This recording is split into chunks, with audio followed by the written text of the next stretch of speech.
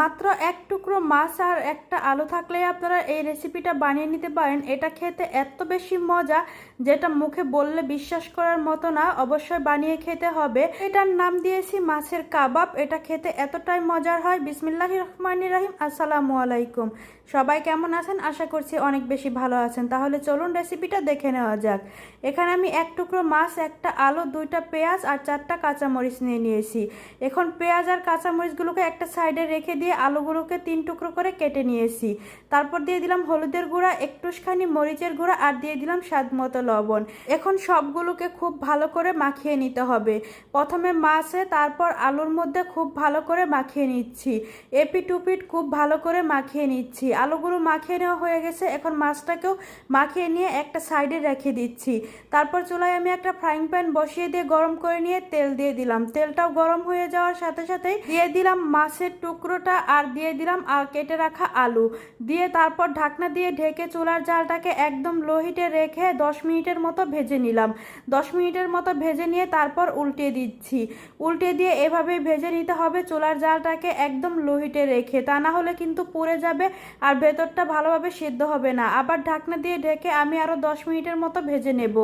একটা সাইড যেহেতু 10 মিনিট ভেজে নিয়েছি, তাই অপর পাশটা ভেজে নিতে খুব বেশি সময় লাগবে না। আমিও এখানে 8 থেকে 10 মিনিটের মতো ভেজে নিয়েছি। দেখতেই পাচ্ছেন এটা কিন্তু অনেকটা লাল হয়ে গেছে, লাল হয়ে ভাজা ভাজা হয়ে গেছে। এখন অপর পাশটাও আমি এভাবে ঢাকনা দিয়ে আর ঢেকে না দিয়ে লাল লাল করে ভেজে নেব।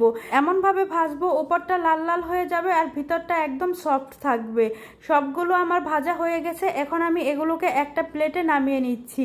মাছটাকেও আমি সাবধানতার সাথে নামিয়ে নিলাম। নামিয়ে নিয়ে এখন আমি সবগুলোকে ঠান্ডা করে নিয়েছি। অবশ্যই ঠান্ডা করে নেবেন, গরমটা মাখতে যাবেন না, তাহলে কিন্তু হাত পুড়ে যাবে।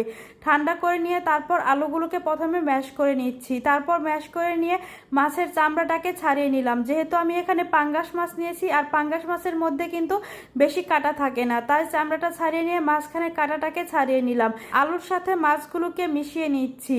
এভাবেই মিশিয়ে নিতে হবে। আর এটা খেতে যে কি পরিমাণ মজা, আপনারা অবশ্যই একবার হলেও ট্রাই করবেন। এখন এখানে দিয়ে দেব 1/4 টেবিল চামচ করে মরিচের গুঁড়া, ধনিয়া গুঁড়া, জিরা গুঁড়া, গরম মশলার গুঁড়া, হলুদের গুঁড়া, স্বাদ মতো লবণ, 1 চামচ মিক্সড হাব ফ্লেভারের জন্য দিলাম, 1 চামচ কাবাব মশলা, 2 টেবিল চামচ পরিমাণ হবে কর্নফ্লাওয়ার, 2 থেকে 3 টেবিল চামচ পরিমাণ হবে বিস্কিটের গুঁড়া, 4টা কাঁচামরিচ কুচি, 2টা পেঁয়াজ কুচি, তারপর দিয়ে দিলাম এখানে ধনিয়া পাতা কুচি দিয়ে এখন সবগুলোকে খুব ভালো করে হাত দিয়ে মাখিয়ে নিতে হবে। এমনভাবে মাখাতে হবে যেন মাছ আর আলুর সাথে সবগুলো খুব ভালোভাবে মিশে যায়।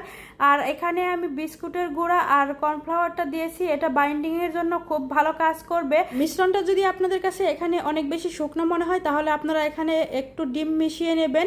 পানি দেবেন না, ডিম দিলে তাহলে এখানে খেতে বেশি ভালো লাগবে। তারপর এখানে এইভাবে গোল করে নিয়ে হাতের সাহায্যে একটু হালকা চ্যাপটা করে নিয়ে আমি সবগুলো বানিয়ে নেব। সবগুলো আমার বানিয়ে নেওয়া হয়ে গেছে। এখন ভেজে নেওয়ার পালা। চুলায় আমি ফ্রাইং প্যানে তেল গরম করে নিয়েছি। একটু বেশি করে তেল দিয়ে গরম করে নিতে হবে। তারপর একটা একটা করে সবগুলো দিয়ে দিলাম। এখন চুলার জালটাকে মিডিয়াম হিটে রেখে একটা সাইড ভাজা হয়ে গেলে আমি এভাবে উল্টিয়ে দিচ্ছি। সবগুলোই আমার এখানে উল্টে দেওয়া হয়ে গেছে, দেখতেই পাচ্ছেন। সবগুলো উল্টে দিয়ে এখন অপর পাশটাও চুলার জালটাকে মিডিয়াম হিটে রেখে ভেজে নেব। এটা খেতে যে কি পরিমাণ মজা, আপনারা যদি একবার বানিয়ে না খান তাহলে আপনারা অনেক বেশি মিস করবেন। উল্টে পাল্টে আমি ভেজে নিয়েছি। এখন ভাজা হয়ে গেছে, সবগুলোই আমি নামিয়ে নিচ্ছি।